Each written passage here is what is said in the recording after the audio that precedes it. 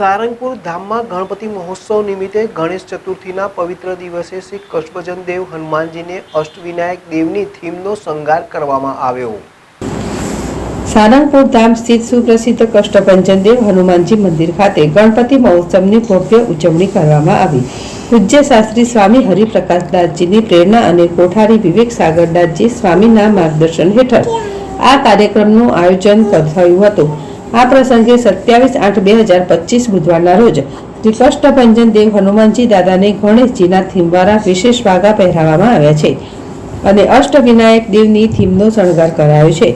ત્યારબાદ સવારે 9 કલાકે શ્રી હરિ મંદિરમાં પવિત્ર બ્રાહ્મણો દ્વારા ગણપતિ દાદાનું પૂજન અને અર્ચન કરવામાં આવ્યું। પૂજન બાદ શ્રી નારાયણ મુનિદાસજી સ્વામીએ ગણપતિજીની આરતી ઉતારી હતી। આ દિવ્ય અને અનેરા દર્શનનો ભક્તોએ લાભ લીધો હતો।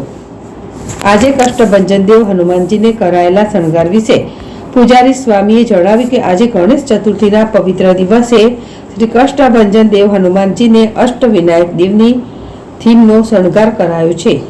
હનુમાનજીના સિંહાસને 8 પ્રકારના ગણેશજીની પ્રતિમા મૂકવામાં આવી છે તો દાદાને ગણેશજીની થીમવાળા વિશેષ વાઘા પહેરાવવામાં આવ્યા છે।